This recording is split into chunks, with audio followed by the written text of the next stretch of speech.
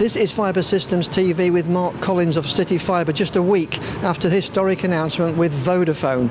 Mark, we're speaking here at the INCA conference, very good timing. Indeed. Tell us about what this means for UK fibre. Yeah, well, first about the announcement. What we've announced with Vodafone is we're going to deploy full fibre to a target of 5 million premises in the UK.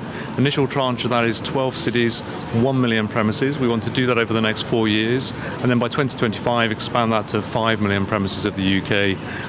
Key thing there, Brian, 50% of the government target for 10 million, and we think are very much an important part of driving full fibre throughout the UK.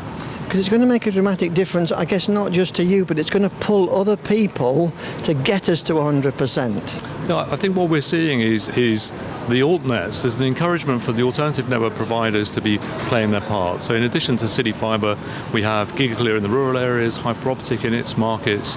And if you look at the capital that we've raised just of those three companies over the last 4 or 5 years, there's circa £1 billion of capital. That's really a start of a journey. We're all increasingly gaining confidence now. Investors are gaining confidence.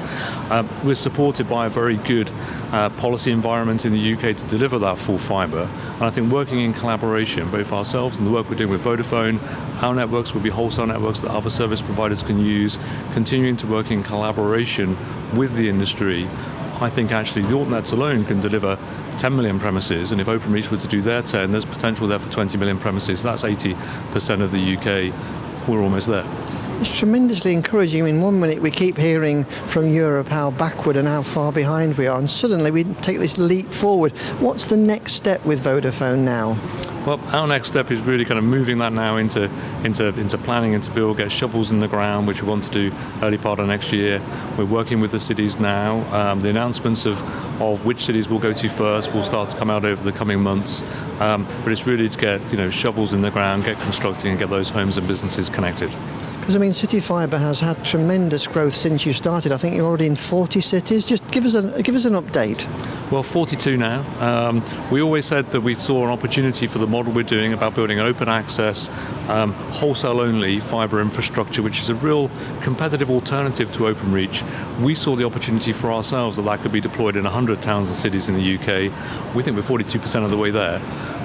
Still much more work to do, but we're very encouraged that we're going to continue to do that. And the model has always been to serve the businesses, the public sector, residential users, bring the fibre connectivity for the benefit of the mobile operators for better 4G and 5G. And what we're seeing is really good demand for that now. The industry wants to see alternatives to Openreach. It wants to see investment coming from a number of sources. And the reason being is that puts new fibre in, which isn't constrained by kind of legacy technology, new fibre. And that itself obviously creates a competitive tension in the UK, which is good. It's a positive thing. Encourages Openreach to up its game too, and we're seeing that through their recent announcements. They're embracing it well. So, we're kind of partway through our journey. A lot still to do, but we're very pleased with progress so far.